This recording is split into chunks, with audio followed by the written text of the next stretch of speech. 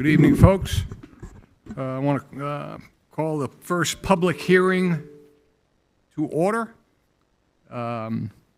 This is public hearing A to receive comments on ordinance 24-06 to adjust the yearly sanitation fee.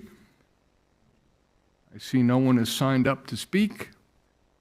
Seeing none, hearing none, I'm going to close that public hearing. Public hearing B, I'll open that up to receive comments on ordinance 2407 to amend Appendix A, zoning and land development, Article 12, Section 12-3, Board of Zoning Appeals. I see no one signed up to speak. Anybody want to speak?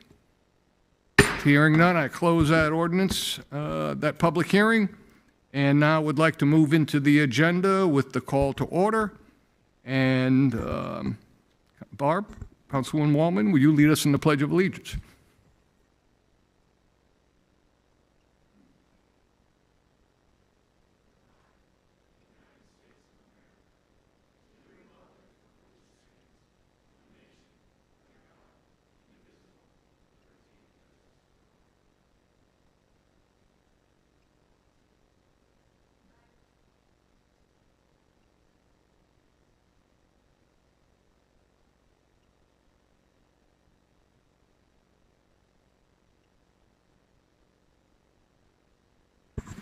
Thank you, Councilwoman. Okay, next on the list is the approval of the agenda. I will entertain a motion. So moved. Is there a second? Second. Any further conversation? Having been appropriately motioned and seconded, all in favor say aye. Aye. Aye. Any opposed? The ayes have it. Thank you. Next item, reading of the minutes from the April 16th, 2024 meeting. I will entertain a motion. So moved. Second. Having been appropriately first and second, is there a further discussion? All in favor, say aye. Aye. Aye. Any opposed? The ayes have it. Thank you. Reading of the minutes from May 7th, 2024. I'll entertain a motion. So moved. Second. Having been appropriately motioned and seconded, is there any further conversation? Hearing none, all in favor say aye. Aye. Any opposed? The ayes have it. Next up, report of standing administrative briefing. Courtney. Thank you, Mr. Mayor. I just wanted to point out a couple things that were not in your briefing packet. I did attend the Governor's Law Enforcement Officer of the Year ceremony today. One of our own, Chris Caterly, Corporal Caterly, was one of the finalists in that. He was recognized by the governor. He didn't win the ultimate award, but he was listed as a finalist for his heroic acts from last year. He was one of 5 across the state that was nominated, so that was kind of prestigious. Also, the Rawls Creek last phase is under construction, so there will be a lot of periods of time where that park is closed. I know there's a lot of people that are very interested in the skate park that's been built, and we've got the community garden and the dog park kind of operational, but we will need to have it closed for some periods of time as they're doing construction to make sure it's safe for people that are over there. And then also this week is National Public Works Week. I did speak with Whit and his team last week and brought them some food, but those guys do a fantastic job throughout this town, and we definitely appreciate what they do for us.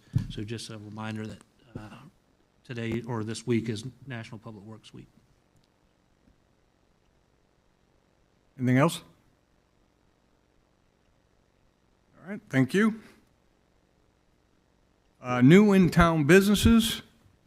Mayor Pro Tem Sickinger. Mayor Danielson.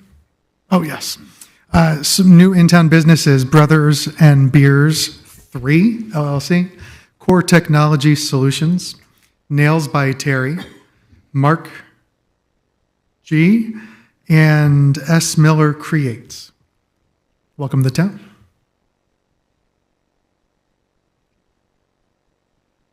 Okay, consideration of communications. We're going to go right to a presentation for the Small Business of the Month. Would Council meet me down front? Mayor Pro Tem, will you take care of this for us? Yes, sir.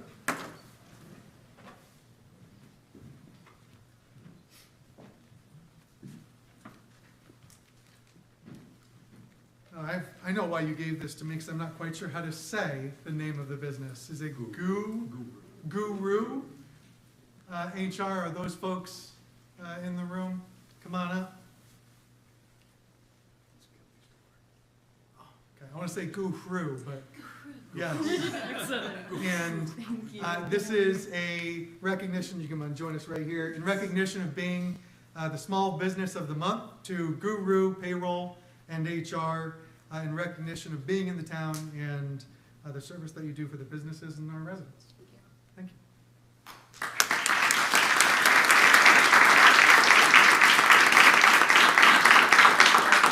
And would you like to tell us a little bit about Guru and And who you are. Yeah, you are. sure. Yeah, sure. So my name is Kelsey. I'm the payroll specialist with Guru Payroll and HR.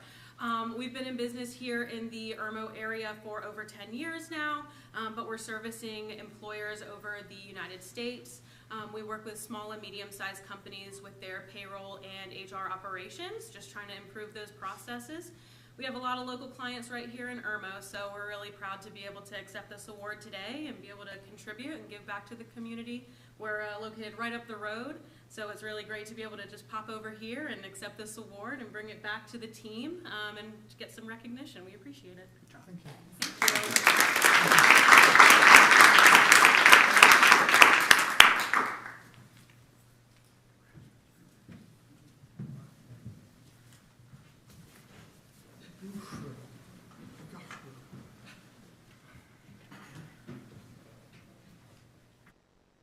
Okay. Next up is our school showcase, and I'm going to turn that over to Barb. Tonight's school showcase is Dutch Fork High School, and Lori Grant, the assistant principal for instruction, is here tonight to speak to us. Yes, ma'am. So thank you for having us tonight. Just a few things that's going on at Dutch Fork High School. We are now serving about 1729 students next year for our enrollment. So you can see that we keep growing. We are the largest school in our district currently. So at 1729, that's how many students that I expect to have in our building this coming year. So one of our missions, of course, is to provide quality education, but also a variety of opportunities for our students. So we look at the whole student. We've got academics, we have instruction, we have clubs, activities, community involvement as well. So there's a little bit of something for everybody at Dutch Fork High School. So for our SIC annual goals, that's how I learned about you, was through our SIC president. And coming here tonight just to kind of address the council, we get together every Monday, about the third Monday of the month, to talk about improvements for the student body, for the building, and for the community surrounding. So that's what our SIC is doing currently, and talking about ways to increase our academic performance, of course. Good. Okay. SIC came up with the Dutch Fork Hall of Fame. That came about in 2020 with the help of our SIC and our principal, Dr. Gary, where we are nominating community members that have attended Dutch Fork High School, and they have done wonderful things. We have a lot of stars in our midst. So last year, of course, we had Elena Coates, Steve Cox, Noah Dixon, Nicole Neely, and Coach Faye Norris. Those were our nominees, but every year it's somebody new. And you know, we have a lot of sports stars that come out of Dutch Fork High School as well. We have a lot of scholarship opportunities. Andy Yang, you can see him up there on the left. He is actually our valedictorian coming up this school year. He has several awards, but one of them, of course, is the U.S. Senate Youth Program Scholarship. Ebony graduated last year. She is at MIT, and she was awarded the Page 5's Tammy Richardson Gifted and Talented Scholarship. A lot of scholarships available for our students. We have the arts. We have ROTC, our ROTC program. Our students are constantly getting scholarships in this area as well. They received $20,000 in scholarships last year. We have the arts, Mean Girls. We have wonderful musicals, if you like musicals, that are presented every quarter. And of course, you know about our sports teams, but our art program is amazing. I think what you know is best for, of course, is our STEM program. So we enlist upcoming freshmen to be part of our STEM program. They do get a STEM honor cord at the end of high school, and we have currently over 280 students that are part of this program. If you take a look, we had 7 national merit finalists last year. We had 234 Hope Life students. We had 36 Palmetto Fellows, and 79% of our seniors went to a 2- or 4-year college. And of course, our football team, 5A state championships. We just keep doing it again and again. So we're super proud of them, and always a good comeback story if you know anything about last season. Student achievement data, it's all up there for you, but let me just tell you, we just had 500 students test in the last 7 working school days. We gave 35 different AP tests to 500 students in our building, and so we have 1,700. So you can imagine that means that we had a third of our building taking AP tests. Our AP classes start at the freshman level for our STEM, and it goes all the way, of course, to the senior year, but our freshmen do take an upcoming AP class their freshman year. We've got our Beta Club. They do a lot of community service. Ms. Ekstrom makes sure that she gets out in the community. They do things with Saluda Shoals Park. I know that they went and cleaned the cemetery, and they are always looking for something to give back. And of course, we have our academic awards ceremony. These are for students that wouldn't normally get an award. So we started that last year, where we nominate students who will achieve in a variety of different ways. And of course, at the end of every morning announcement, Dr. Gary says to the student body, and he's been doing this for years, make it a great day or not, the choice is yours. And that's my presentation. Thank you.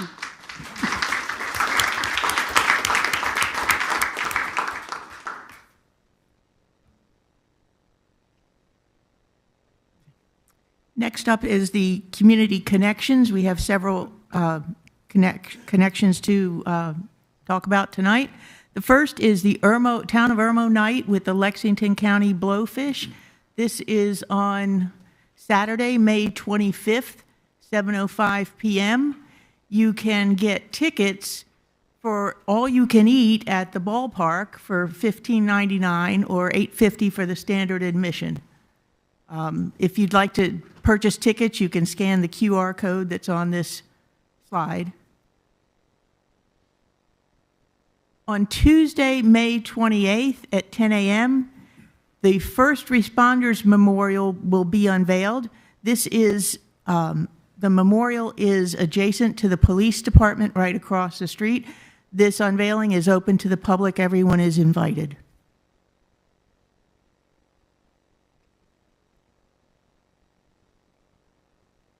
The next item up is the Irmo Battle of the Bands, Part 2.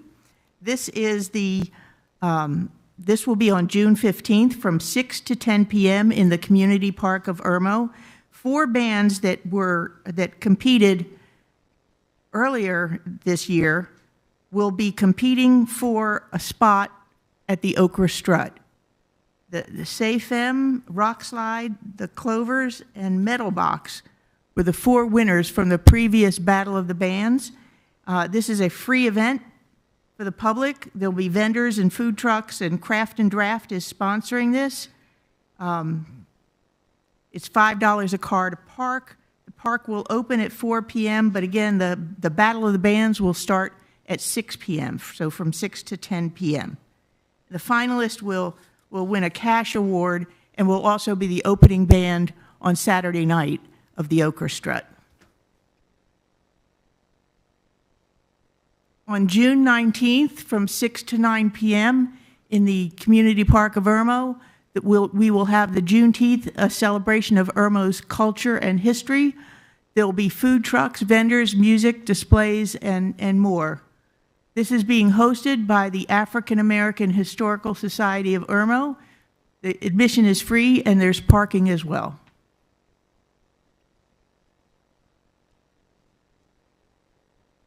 And finally, I wanted to bring to your attention a new summer camp program. This is being run by Artistic Aspirations. They are just down the street here on Woodrow Street. So there's several different summer camps that they will be running in June and July. Again, you can register using the QR code on this slide, or you can contact them or go to their website, www.artistic-aspirations.com. And that concludes my community connections. Thank you.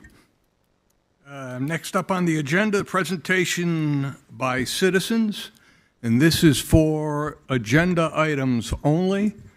I will remind you that there is a 3-minute maximum. The lights will be on the dashboard by the microphone. When it flashes, it's time to wrap it up. When it's red, it's time to stop. Again, this is just for presentation purposes. This is not a discussion or a debate. We do not respond. We listen to your concerns, and we expect everyone to be respectful. So, given that, I have one sign up at the moment, and that would be Mr. Edward Greco. And when you come up, please give your name and address, if you would, please. Ed Greco, 16 Palmetto Wood Court, Irmo. Tonight we're going to be talking, or the council is going to be talking about our parks. Our parks are a great asset and something that we all really enjoy. And I look forward to the new park.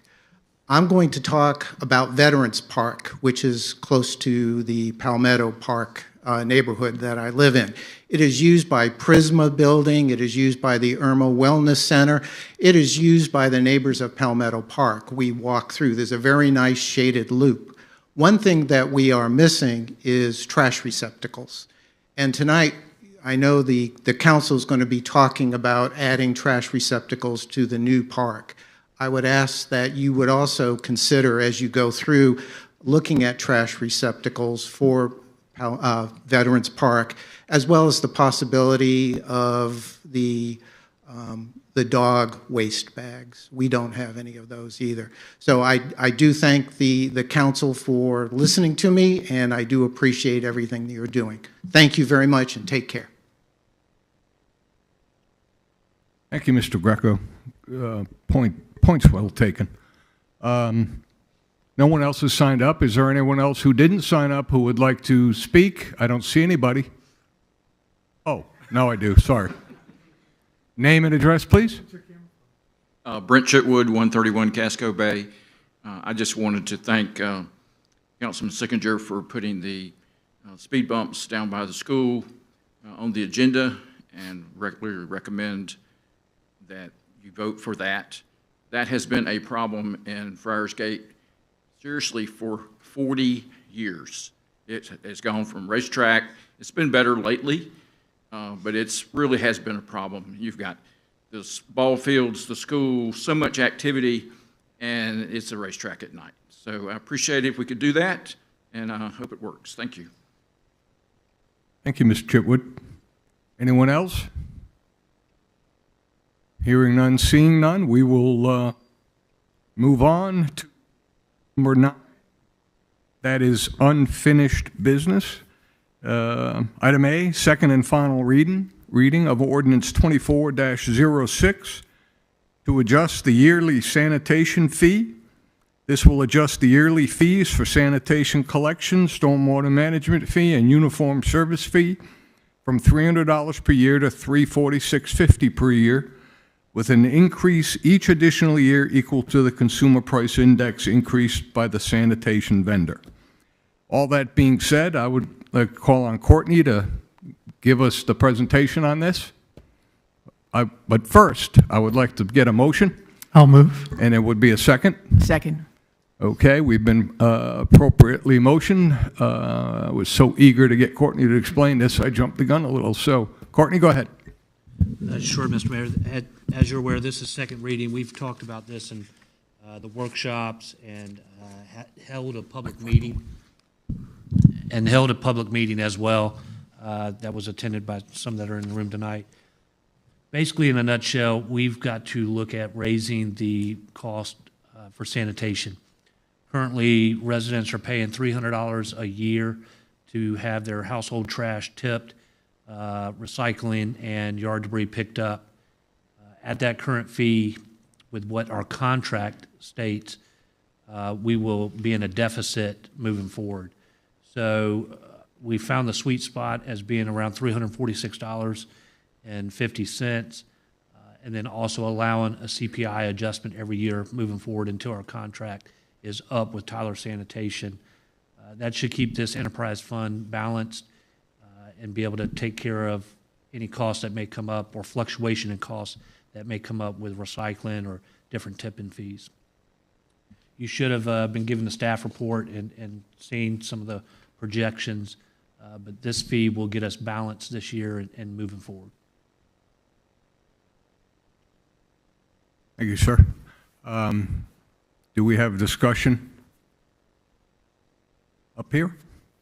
Anyone? We've pretty much... Mr. Mayor, just to point out that this rate would still be cheaper than a resident in unincorporated Lexington or Richland. And that's our goal, is to deliver great service but not have to pay too much for it. So, Yeah, good point. If we've going every direction we could possibly go on this thing with analysis to the point of paralysis. But the reality is we are in a contract, and if we were to try to break that contract, which we could, we'd go out to bid and we'd end up being worse off than we are now, we're pretty sure, based on the competition in the surrounding counties and other municipalities. So it's unfortunate, but it is an enterprise fund, and it's required to break even and serve the purpose that it's there for. So with that, any other comments, questions? Okay, with that, I'll call on the clerk of court for the roll, please. Mr. Penfield? Yes. Ms. Coleman? Yes. Dr. Waldman? Yes. Mr. Sickinger? yes. And Mayor Danielson? Yes. Thank you all. Second item, B, second and final reading of ordinance 2407 to amend Appendix A Zoning and Land Development, Article 12, Section 12-3, Board of Zoning Appeals. This is brought to us by the Planning Commission and our Zoning Department. This will change the members' appointment date to commence on April 1. I will entertain a motion. So move. Second. Having been appropriately motioned, further discussion. This is pretty much a housekeeping item. I want to say thanks to Dr. Barb for pointing it out. Thank you, Dr. Barb. Like that for a long time. Hearing no other comments up here, I will call the clerk of court to call for the roll. Mr. Penfield? Yes. Ms. Coleman? Yes. Dr. Waldman? Yes. Mr. Sickinger? Yes. And Mayor Danielson? Yes. Okay, Roman numeral 10, new business. We're going to have the first reading of ordinance 2408 to amend the event committee ordinance, section 2, appointments to the committee. This is brought to us by Mayor Pro Tem Sickinger. This would increase the number of voting members from 5 voting members to 7 voting members on that events committee. I will entertain a motion. So move. Second. Having been appropriately motioned, I will open for conversation. Councilman Sickinger. Thank you, Mr. Mayor. So one of the challenges, or one of the joys of being on council, is asking for volunteers for help, and the number of people who raise their hands and say, I want to help, I want to be a part of that. And sometimes we put out a notice of we need to have an opening on a board or committee. Oh boy, this is really bad. And we don't get many applicants, or we don't get any applicants. And when we put it out for the events committee, we got a number of applicants, even though it was brand new. And I expect that that's not going to change, that people are always going to have an interest in volunteering, serving, and being a part of the decision process of what we as residents can enjoy out at the parks and out at different events. So my argument for increasing and adding 2, it's not really 7 residents. This is going from 3 to 5 residents or business owners in the community who could serve. And my argument for this is we have a bounty of applicants. There is no reason to restrict it to 3 other than that's the number that we started with. If I were to do it all over again, I'd probably still start with 3 on the assumption of we're not going to have that many people apply, maybe one extra person that might have to hang on for a little bit, but we got a lot of people and probably will end up getting more interest. And yes, over the next year and 2 years, they can become non-voting members and then move into that voting position, just like the Okra Strut. What's different and unique about the events committee, it's a lot of work. And I don't have any idea how George and a couple of his people that were working with him were able to do it by themselves, almost. It's going to be exciting to see what they can do. So my argument is expand it and really allow for the division of labor and ownership of different months and however they want to divvy that up. Having 5 really makes a big difference in terms of capacity and planning. Thank you. Councilman Penfield, thoughts? Many hands make for light work, so I'm supportive. Brevity, I like that. Anyone over here? It just makes sense. We've got the interest, and many hands make for less work. So I think it's a good thing. I have one question. Do we, I agree wholeheartedly in bumping this to 7 or 5 residents or working folks here in Irmo. Are we going to just pull 2 from the existing pool? What's your thoughts on that? I think the larger pool that we have, the better. So I don't see any reason not to advertise it again. And intentionally having with 2 new members, the rest can be non-voting board members. And then from there, it should carry out its natural course. Okay. So with that question, can we just open it for 2 weeks, or do we need to amend this motion? No, I mean, we'll post it regardless. Done. Yeah. Okay, hearing the conversation, I will call on the clerk of court. Renee, if you would call the roll. Mr. Penfield, Yes. Ms. Coleman, Yes. Dr. Waldman, Yes. Mr. Sickinger, Yes. and Mayor Danielson. Yes.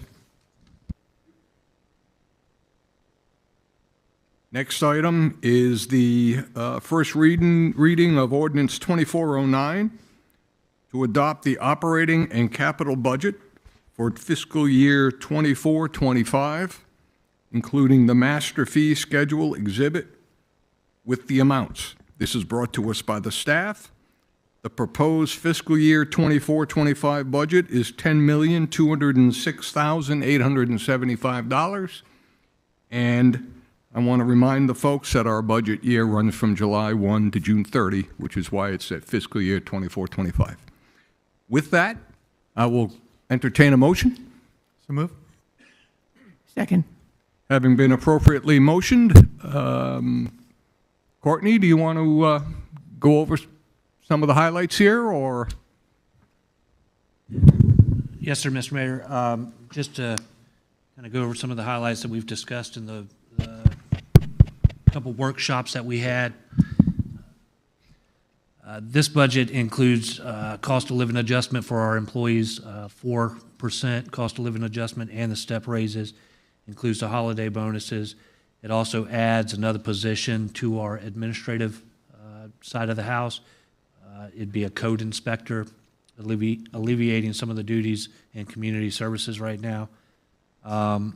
There are some police vehicles included in that. The budget that we've proposed and that you guys have seen the staff report and the budget on includes the sanitation adjustment that was just voted and passed. That was what we needed to be able to balance the budget to propose to you. There is one correction that will have to be made in the second reading that we'll do as staff, and that's adjusting the master fee schedule to reflect the new fee that was just passed. So we'll make that correction and make sure it's in the second reading as well. Other highlights of the budget is it expands our housing subsidy program, not just for police, but staff-wide, raising that subsidy to $750 per month to any officers living in the town, and $300 for any civilians that are living in town as well. So those are kind of the highlights, and I'm happy to answer any questions. Councilman Sickinger. Yeah, first of all, the public hearing for this will be next council meeting, is that right? It will. Thank you.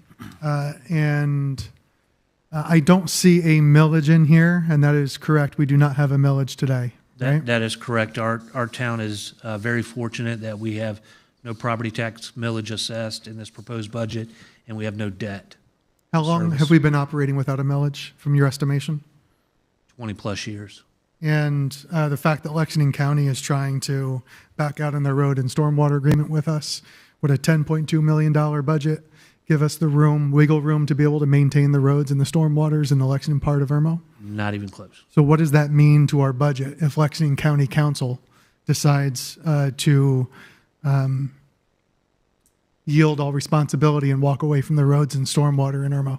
If we were to be burdened with maintaining roads, all of the roads in the town, we would have to find alternative revenue streams. What we have in place now with local option sales tax, hospitality tax, and other revenues that we do collect, they would not even come close to what would be needed to maintain.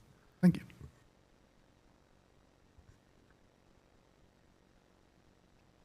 Comments?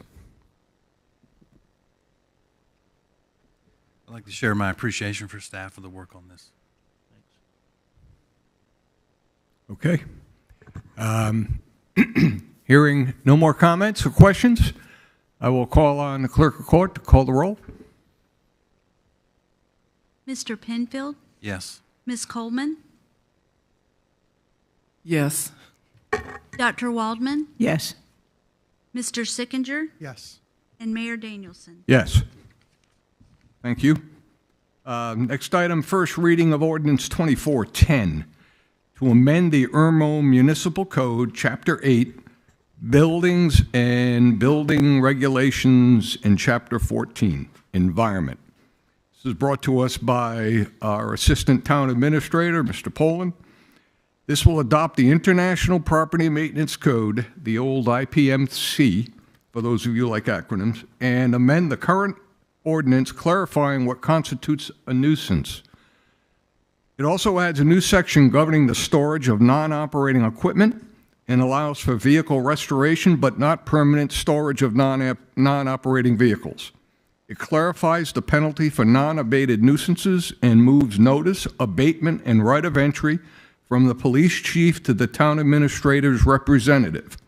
This ordinance also replicates the state law for residential demolition and incorporates it into the town's ordinance. All that being said, I will call for a motion. So move. Second. Having been appropriately motioned, I will call on Mr. Poland to give us the simple, straightforward version of what we're doing here so that everybody is clear.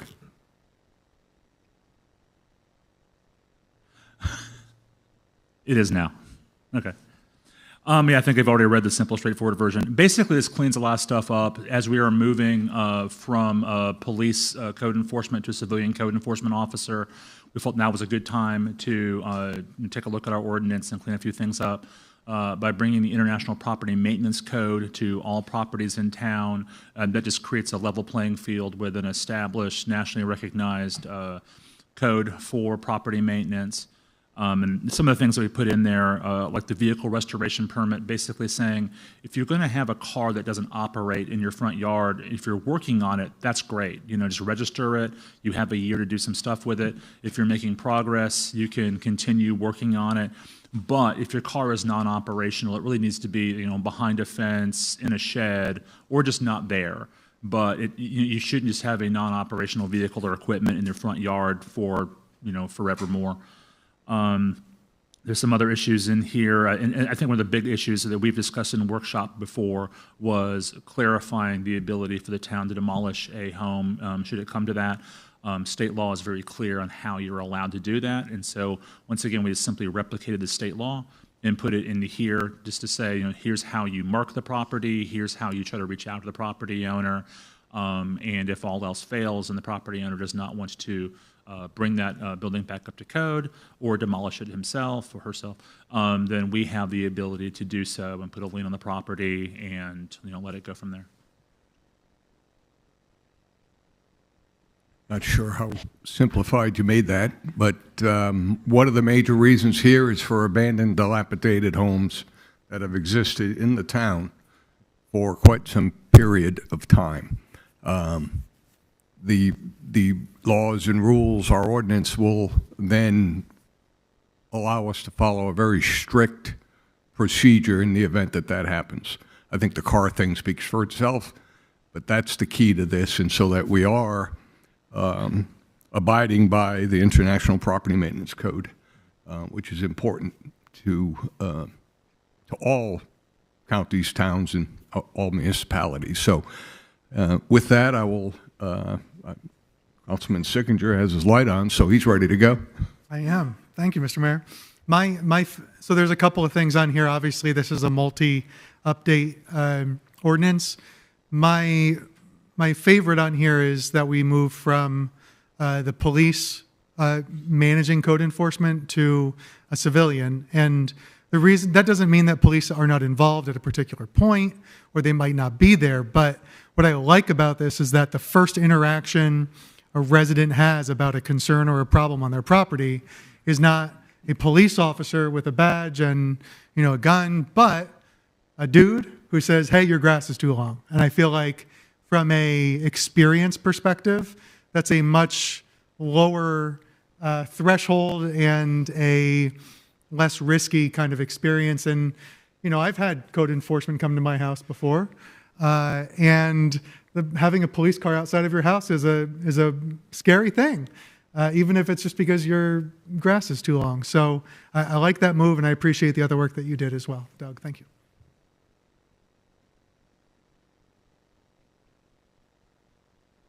Anyone else? Nothing? Yeah, sure. I have a question for Mr. Poland.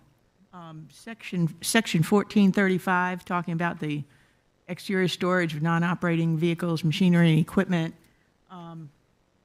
Item D, the application talks about restoration permits. That is something that we would need to, if this passes, we will then need to add that onto our master schedule of fees, correct? That's true. I actually hadn't thought about that. We can add something for the next time, and then we can amend it if this doesn't pass. Thank you. Yes,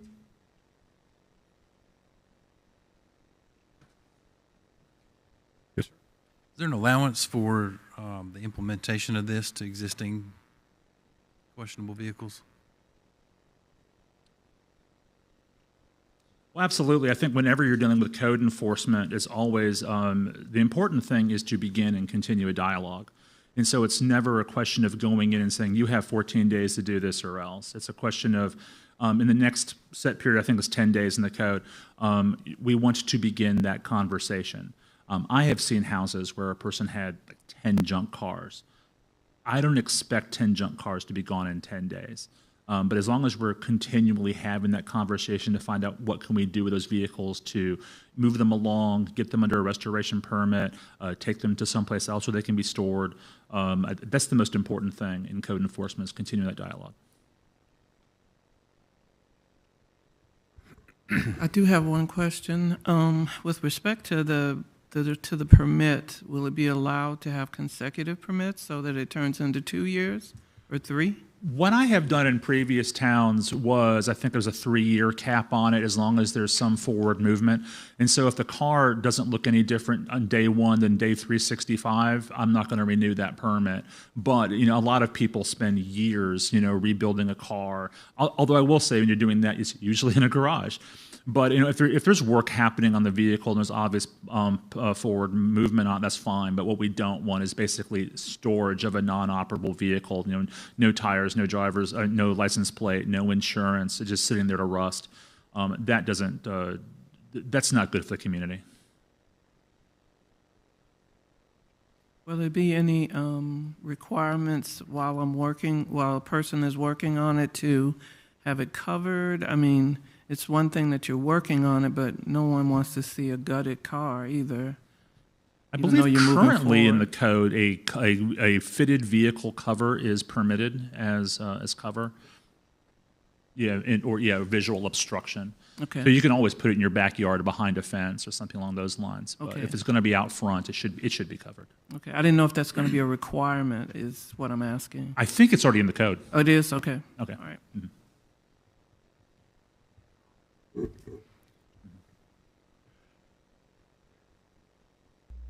Okay, my last comment to this is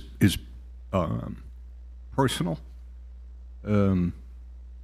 Councilman Sickinger and I, he came on town council a little before I did, and 2 years, I believe. And one of the things that when I ran originally to be on council, was to remove code enforcement from the Irmo Police Department. I've always thought it was burdensome, it was unnecessary, and it was that first contact over, like Councilman Sickinger said, my grass being too long. I, unlike Councilman Sickinger, have not had code enforcement come to my house, but that's because I got a great wife who knows how to take care of the yard.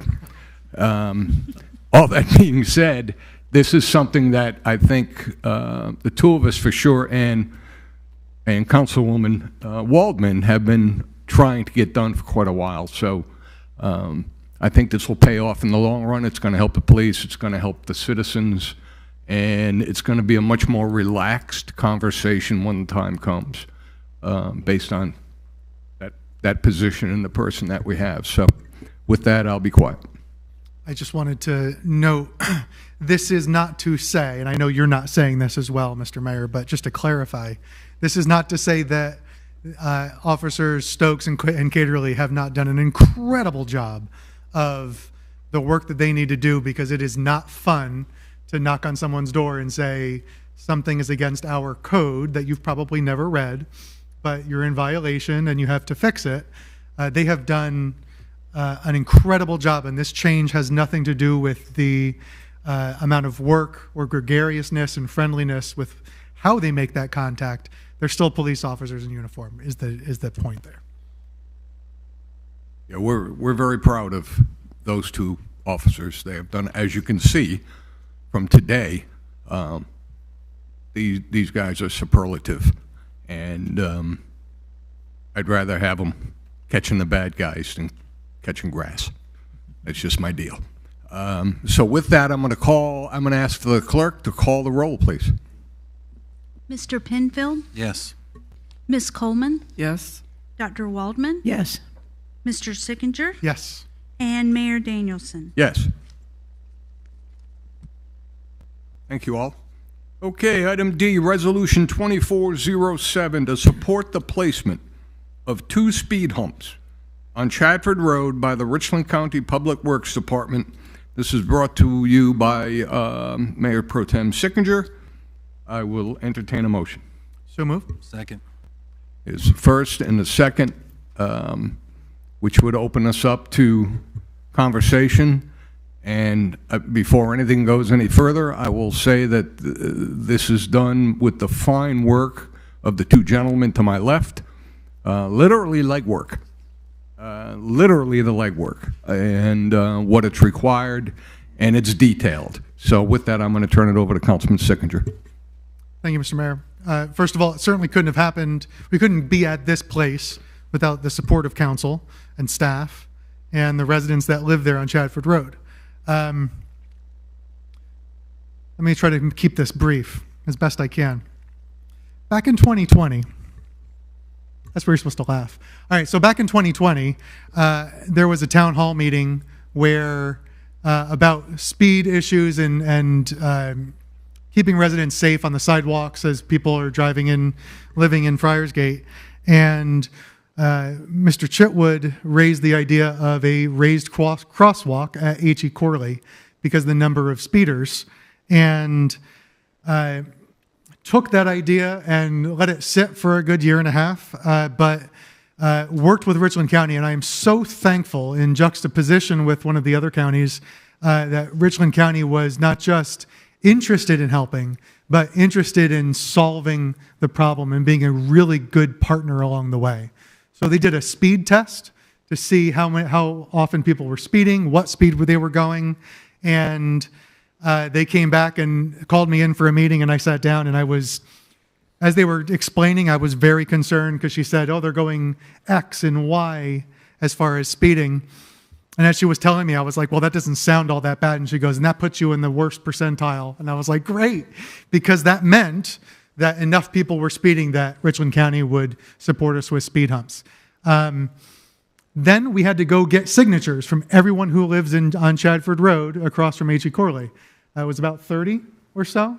And Gabriel and I went out, and then the mayor and I went out, and Gabriel did some tracking down and found somebody who had moved out, but they still own the house. A lot of legwork. And you can see actually up on the monitors there in the black like hash marks a little bit on the lower part of the blue box there where those speed humps are tentatively set to be done. This does not mean everything is guaranteed and certain, as we all know. It probably will take some time. But if this passes tonight, what will happen is the road, Chadford will be resurfaced by Richland County. Again, huge thanks to them for taking care of our roads. And temporary speed humps will be put down so people can get used to the fact that they have to slow down. And then they will put in the speed humps. The goal here is not to stop speeding everywhere, but where it's identified as a significant problem, and I'll let Councilman Gabriel talk through that a little bit, but it is a real problem, and I'm excited that we're going to get some speed bumps in Irmo.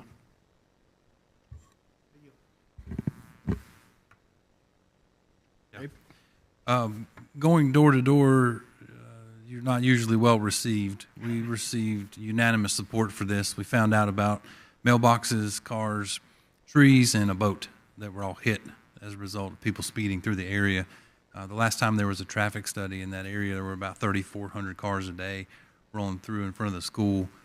I've been referring to that as the Friarsgate Turnpike, as people are trying to get out to Ballantyne. I think they figured out a roundabout way to avoid traffic. So we've received basically unanimous support for this, and so I'm very excited to deliver this for the people in that area.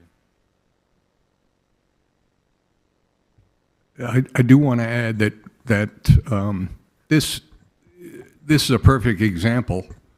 2020, I think when you had that meeting, I wasn't on this council, and you know, giving Mr. Chitwood some credit is always a challenge. Just kidding, Brent. But it's about you. It's about the folks, right? I mean, we can't be everywhere and all the time. And we have to listen. We want to listen to what you all have to say and the feedback you have to give us. And we have listened. Speed, since I've been on, and I know Eric and Barb have been pushing about mitigating speeding in this town. It's a very difficult thing to do. We recently acquired the flashing speed limit signs that always catch my attention. And I might add, there's one right before you get to the bottom of the hill on Chadford right now. So when we ask for involvement, I think we're serious. We are serious about wanting feedback from the folks. So this is, you know, we don't really have a time frame, how long this will take, probably about a year. But after tonight, this will be moving forward, barring any unforeseen circumstances. So with that, I will. Mr. Mayor, if I just might add. Sure, why not? We did include letters of support or no opposition from the police and the fire department. Right. So they were consulted as well in this endeavor to make sure it wouldn't impede public safety services in the area. And that's good to know. These are not the big yellow bumps that you put in the road, right? I mean, these things are much more effective and much less automobile destroying situation. So, which is why we get the police and fire to sign off on this thing. So, Mr. Penfield, Yes. Ms. Coleman, Yes. Dr. Waldman, Yes. Mr. Sickinger, Yes. and Mayor Danielson. yes. Good job, guys. Next up is item E. This is approval of an addendum to the employer resolution for participation in the state insurance benefits program. It's brought to us by the staff. This would make the selection that members of the council will not be considered active employees of the town for the purposes of participating in the state insurance benefits program only. That being said, I will call for a motion.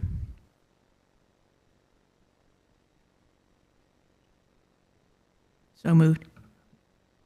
Is there a second? Second. Having been appropriately motioned, I open it up for discussion, and there's been a lot of discussion about this. So basically what this says is that we are declaring ourselves ineligible for the benefits program for health insurance. And I'm going to let Courtney explain that in detail. Sure. Thank you, Mr. Mayor. So in March, the PIBA Board of Directors unanimously amended the definitions of what an employee is for the purpose of eligibility for the Public Employee Benefits Program, PIBA as it's referred to. This selection, they've asked us in all cities and anybody that's using PIBA has to make a selection on if we were to consider U5 as employees for the purposes of health care benefits through PIBA. We historically have never given health care benefits to part-time employees or to council members. This selection, we have to notify them of how we interpret that. So that's what you guys are voting on tonight is what selection we will notify PIBA. Running some rough numbers to add U5 to our program, we could be looking at an added expense of, depending on some variables, but around $50,000 a year is what it would look like for the benefit to be extended. And I'll answer any questions. So for clarification, this is locking down going forward that no other elected council will be able to change this unless PIBA opens it up for further discussion or decisions, correct? That's correct. They listed as irrevocable selection. So I take that as final. Questions, comments? Nothing? I think in discovery it was brought to my attention that part-time employees don't, or existing part-time employees don't get this benefit. Other than, I can't speak for everybody, but we're effectively part-time. It would be unfair for us to take the benefit when they don't get the opportunity to participate as well. I agree with Mr. Penfield when that was brought up, Courtney, in a previous meeting. Of course, it was a nice offer, I thought at first, but if it's not everyone could benefit from that, then of course not us. And I'm okay with say, discouraging the incentive for somebody to be on the board, on the council, just because they get great benefits or something. It was brought up in the meeting, and I do agree on this part that coming to do this type role should be, the motivation should be the betterment of this town and the betterment of the people in the town, not because you're going to get a great benefit. So.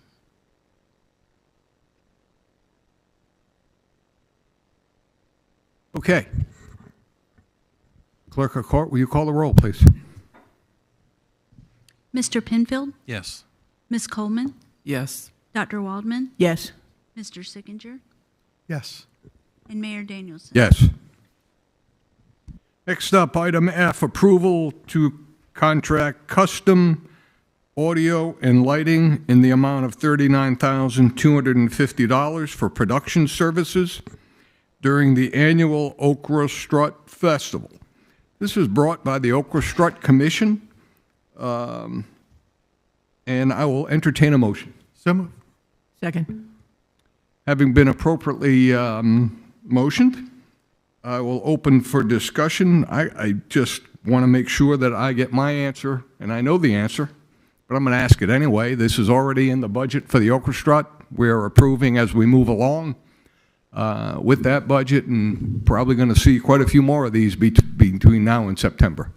That is correct, Mr. Mayor.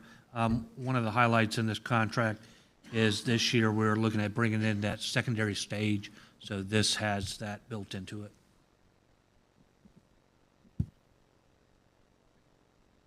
Sorry, I was making eye contact with Mr. Ward. Further discussions, comments? Just point of clarification, has this been reviewed by our town attorney and redlined yet? I have not reviewed this particular contract. I've reviewed the previous versions of it for previous Okra Struts. We've used this vendor before. They're very knowledgeable and experienced, and Okra Strut, obviously the commission wants to be able to use custom audio and lighting, but I have not reviewed this contract, but I will.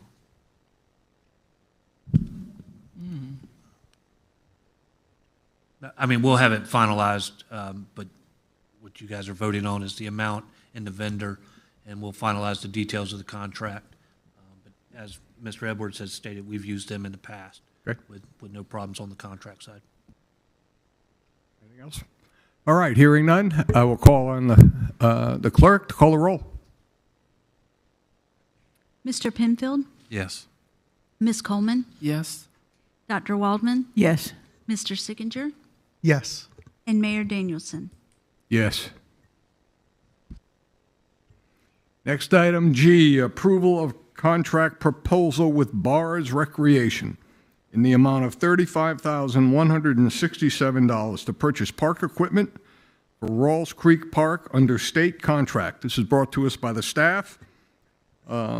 This will add the park benches, trash receptacles, and decorative water fountains consistent with the town's other parks.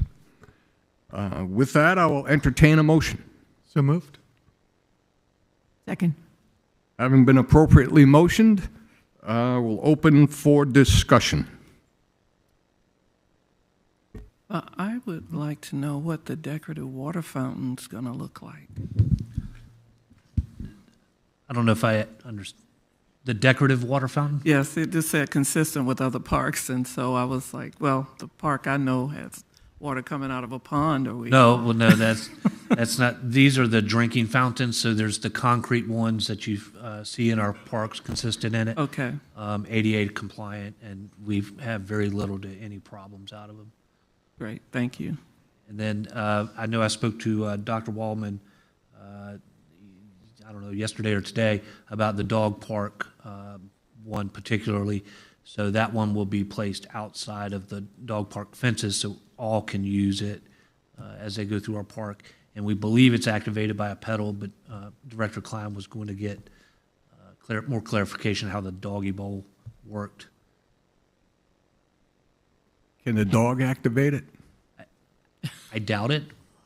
How heavy does the dog have to be to put the pedal down? Well, Just wondering.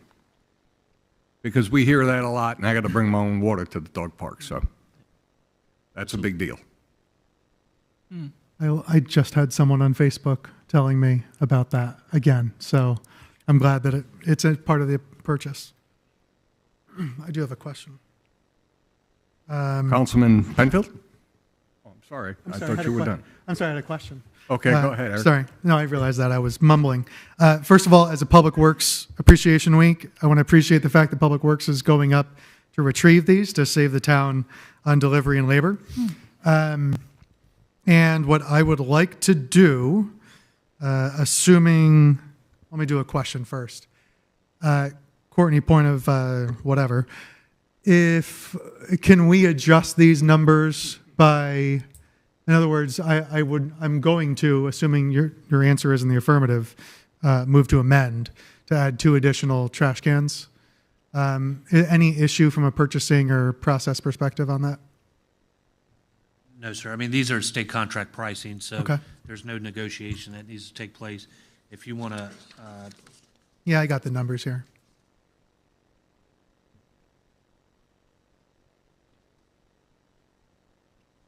For the, For the Veterans Park, right? so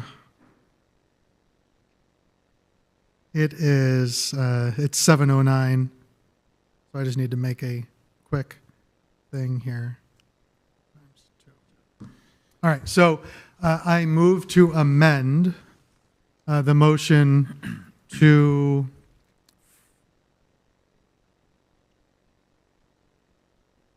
make the number 36,585 instead of 35,167, which is with the cost of adding 2 trash receptacles at Veterans Park that would mirror the other parks as well. did you take into account the tax? I did not. All right.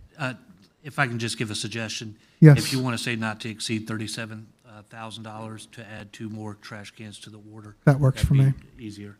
So I adjust my motion to change it to 37,000 even. Can I ask, since we're Please. addressing Veterans Park, it wasn't mentioned also the doggy bag receptacle? I mean, are we, while we're at it, are we going to add that in as well? Dog sand. I don't think there's much, yeah. There you go. Okay. See, I knew that. That's why I didn't put it on there. Okay, good. I guess my question is there a dispenser thing, or where do you put them? Yeah, it's the stand, it's got the bag holder. I've seen them, but don't you have to purchase those, or they're already No, there, we is get what them I'm for free. asking? Oh, you can get the whole thing for free, okay. Yeah. Okay, thank you. Good. Ed, we listen. Second. Okay, we've amended, Councilman Penfield. Well, I've seen it common practice to have park benches with a label or some type of badge donated by or in memory of significant historical or fantastic town administrators. You're talking to that microphone, speak up. Does this have the capacity to put an engrave, a dedication or memoriam or? We're actually working on a program right now to, we get that request. In fact, I have a request right now where somebody wants to donate a bench. And sometimes it depends on the vendor, the lead time, if we're only buying one, add some variables. But obviously, these benches would be paid for by the town. I don't know if we want to just, we only have a few of them. So just deciding who's in memory ofs to put on those could present a challenge. Right. But me and Director Klein have been talking about how do we develop a program, because we do have those in our other parks. Oh, good. I have nothing further. Yeah, I think it's important that the folks know and that we all know that these benches all have to be the same. We're not going to have a hodgepodge of different benches out there, right? So whatever we settle with, that's what they would, if you want to purchase one. Okay, any other comments? All right, with that, I'll call on the clerk to call the roll. Mr. I'm sorry, for the amended motion, which would include the 2 additional benches, I'm sorry, 2 additional trash cans and the free doggy park. Call the roll, please, Renee. Mr. Penfield, Yes. Yes. Ms. Coleman, Yes. Dr. Waldman, Yes. Mr. Sickinger, Yes. Mayor Danielson. Yes. Okay, now we're going to go back to the original motion, the original contract to approve. Do I hear a motion? Mr. Mayor, you've already taken a motion on it. You just need to take a vote on the amended approval Right. to contract for $37,000 and Right. and what was stated. So you can take a. Is there a motion for the amended approval? So moved. You don't need the motion, you just need to take the vote. The original motion was made by Sickinger and Waldman. It was amended. Okay, by so we've Sickinger already and had the Waldman, so motion now in we're the back first. to- Now we just need to call the roll. Yes, sir. Okay. Call the roll, please, Renee. Okay. Mr. Penfield, Yes. Ms. Coleman, Yes. Dr. Waldman, Yes. Mr. Sickinger, Doctor to you, thank you, yes. and Mayor Danielson. I'm not a doctor. No. I used to be. Yes. Okay, thank you, folks. Next up, presentation by citizens. This is an open presentation. Again, remind you all the 3 minutes. That's the max. And please be courteous, and it is a presentation, not a discussion or a debate. First one up, Ed Greco. Popular guy tonight.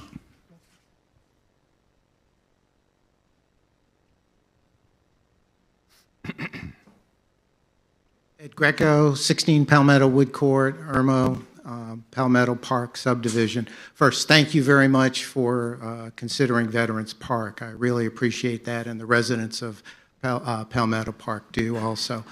The second topic I'd like to bring up today is Irmo has very, very good restaurants and services.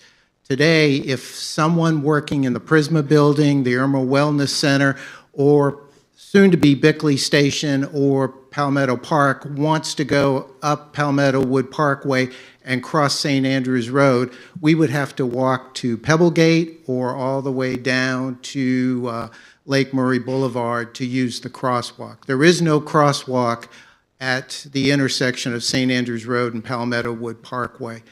I would like to see what are the steps necessary for the town to work with the county or work with DOT to see if a crosswalk could be put there so that residents of these areas or employees of these areas could walk to Matthias during the lunch break, could walk to the urgent care if they wanted to, or conversely, if someone wanted to walk from the urgent care down to the Prisma Building or the Irmo Wellness Center.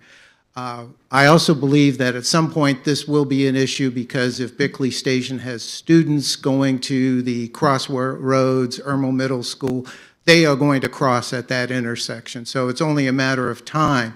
So to get ahead of the curve, if the council would consider or advise what I could do to look into that, I would appreciate it. Thank you very much for listening to me, and I do appreciate it. Thank you. Thank you, Mr. Greco. Okay, next up, Nicole Sanchez. Hello, my name is Nicole Sanchez. I live at 1236 Old Brickyard Road, and I am a member of the League of Women Voters. I'm sure many of you have seen me here before. I'm the observer. But today, I want to talk to you about Vote 411. Vote 411 is a resource available to anyone to look up your candidates. Early voting starts next week, 1 week from today, and this is for the primary. I believe everyone here is in Congressional District 2, so at the very, very least, that is on your ballot.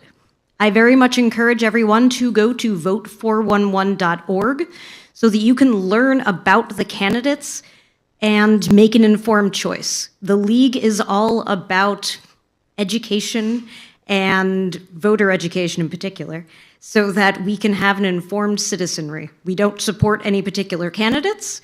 What you see on Vote 411 is the actual words that the candidates have given to the League unedited. So you can learn about them, and I hope that everyone does. Thank you. Thank you very much, Ms. Sanchez. I know all too well about 411, and I think we all do. Provides a great service. That's it for the people signed up. Is there anybody else who would like to make some comments? Seeing none, hearing none. I will move on to discussion. Do we have any general discussion at this point? I don't believe we do. So with that, we're going to move into executive session. Town council may act on items discussed in the executive session after returning from the executive session. Tonight, we'll be looking at a contractual matter, receipt of legal advice, and discussion on negotiations incident to a proposed road maintenance contractual agreement with Lexington County. Item B would be a contractual matter, discussion of negotiations incident to a proposed contractual agreement for the new town hall project. Is there a motion to go in executive session? So moved. Second? Second. All approved? Aye. Folks, we'll be back.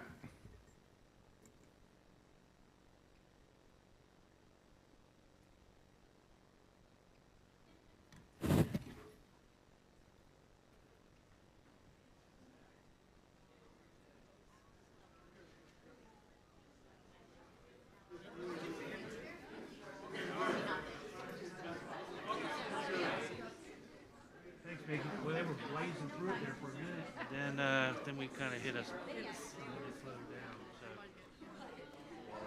Always good. Well, we're gonna go back there in the back. Yeah, how about you, Charlie? Good. Okay, did we do all right? Did we pass? Y'all learn anything? Okay. Didn't fall asleep. I told him before, I'm like, don't you?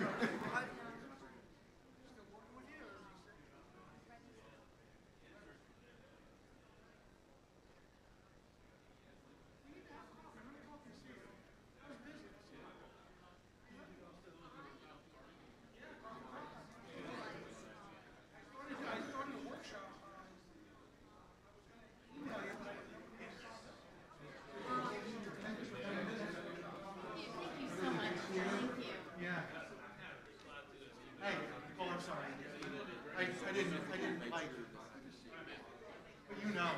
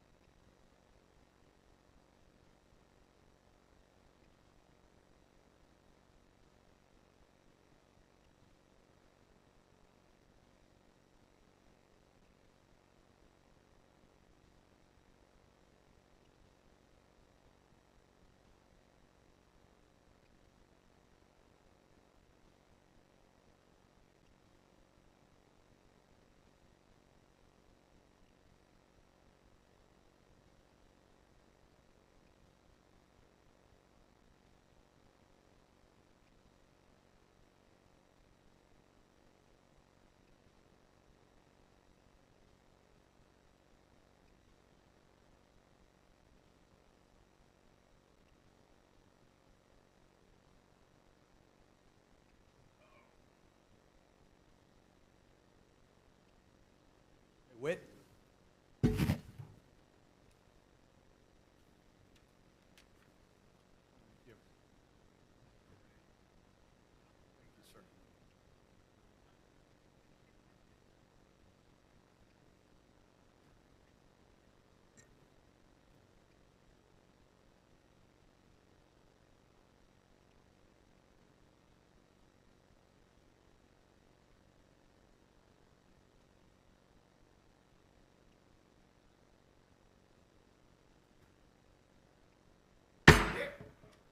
All right.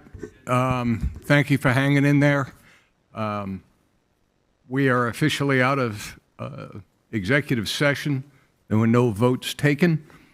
And having nothing else on the agenda, I will make a motion. I will take entertain a motion. So moved.